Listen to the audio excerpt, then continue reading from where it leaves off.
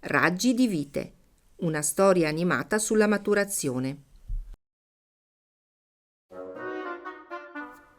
Tanto tempo fa l'imperatrice Livia era preoccupata perché nel suo vigneto di Refosco l'uva non maturava. Ogni giorno controllava i grappoli, ma l'uva era sempre acerba.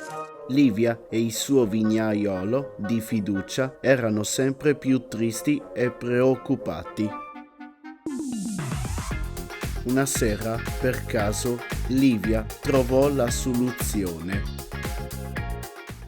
Stanca dei frutti che non maturano? Chiama Ragion Vite SPA. Offrirò subito una ciocca dei miei capelli per questo prodigioso ritrovato. Signor, sarebbero 39 sesterzi, ma la imperatrice, umilmente, pigliamo sesta ciocca. Alexius, vai a prendere le forbici.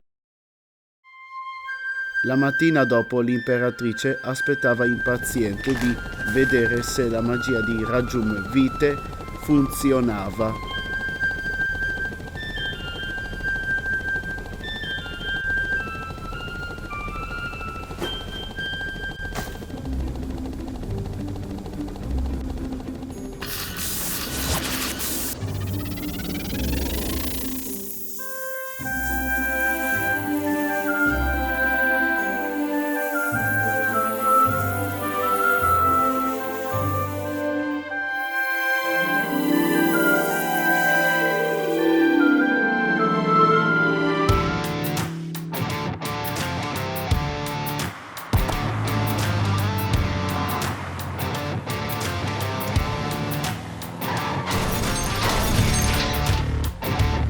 Le intenzioni di Ercole erano buone, ma la sua forza era incontrollabile.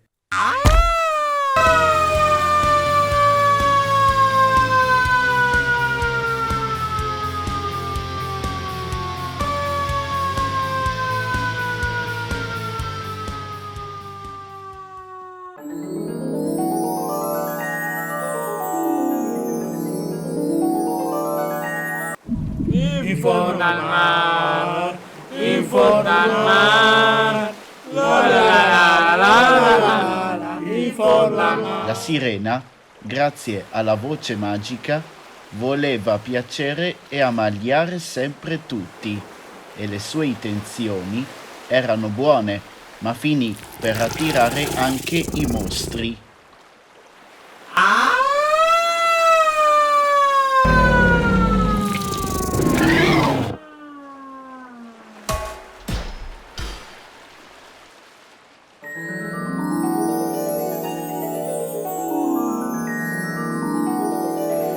Le intenzioni di Minerva erano buone, ma non riusciva mai a smettere di pensare al lavoro e alla fine della giornata era triste e sfinita.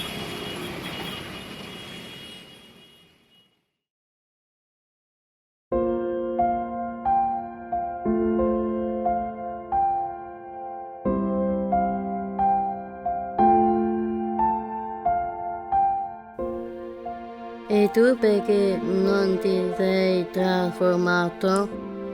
Non mi sono trasformato perché ancora non so chi o cosa voglio diventare. Non c'è magia più efficace dell'avere il tempo per capire qual è il succo della nostra vita.